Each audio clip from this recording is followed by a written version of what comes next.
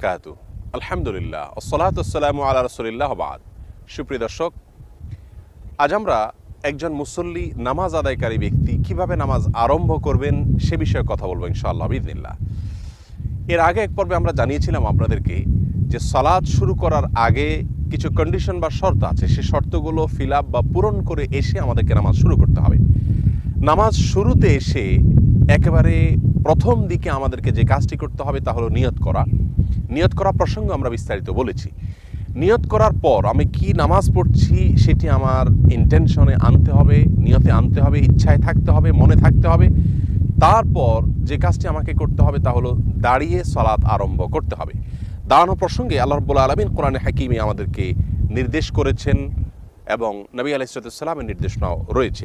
বুখারীর এক বর্ণনায় নবী আলাইহিস সালাম এক ব্যক্তিকে সালাতের প্রশিক্ষণ দিতে গিয়ে বলেছেন, ইযা কুমতা ইলাস সালাহ, তুমি যখন সালাতের জন্য দাঁড়াবে তারপর তুমি এই কাজ করবে। এই হাদিস থেকে বোঝা যায় সালাতের জন্য সর্বাগ্রে আমাদেরকে দাঁড়াতে হবে। নিয়ত করার পর বা নিয়ত করতে করতে আমাদেরকে দাঁড়িয়ে যেতে হবে বা দাঁড়িয়েও নিয়ত করা যেতে পারে। দাঁড়ানোর মাধ্যমে সালাতের কাজ শুরু হবে এবং এই দাঁড়ানোটা হবে কিবলামুখী হয়ে।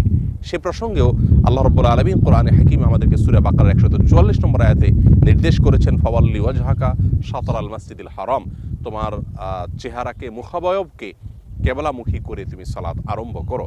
অতএব সালাতের প্রথম কাজ হবে দাঁড়িয়ে সালাত আরম্ভ করা কিবলামুখী হয়ে।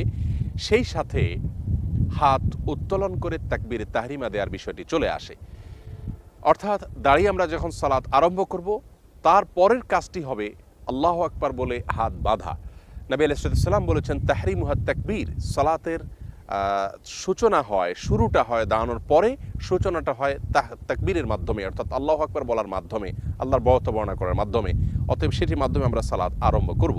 নবী আলাইহিস সালাম বিভিন্ন হাদিস থেকেও এটি বোঝা যায়। একজন সাহাবীকে সালাতের প্রশিক্ষণ দেওয়া সংক্রান্ত সেই হাদিসে নবী আলাইহিস সালাম বলেছেন, ইযা কুমতা ইলাস সালাতি ফাকাব্বির, নামাজের জন্য যখন তুমি দাঁড়াবে তখন তাকবীর দিবে। আল্লাহু আকবার দিলে, আল্লাহু আকবার দেওয়ার পাশাপাশি হাত উত্তোলন করার বিষয়টি চলে আসে। হাত উত্তোলন করার প্রসঙ্গে আমরা কতটুকু হাত উঠাবো এই বিষয়ে সহিহ বুখারী বর্ণনায় আসছে যে নবী আলাইহিস সালাম কানা ইয়ারফাউ ইয়াদাইহি হাযওয়া মানকিবাইহি, তিনি কাঁধ পর্যন্ত, দুই কাঁধ পর্যন্ত হাত উত্তোলন করতেন। মুসলিমের বর্ণনায় এসছে তিনি কান পর্যন্ত হাত উত্তোলন করতেন। মাজমাউজ জাওয়ায়েদে একটি বর্ণনা পাওয়া যায়, সেখান থেকে মেয়েদেরকে বুক পর্যন্ত হাত উত্তোলনের কথা বলা হয়েছে, যদিও সেটি নিয়ে ভিন্ন মত ফুকাহা ইকরামের মধ্যে রয়েছে।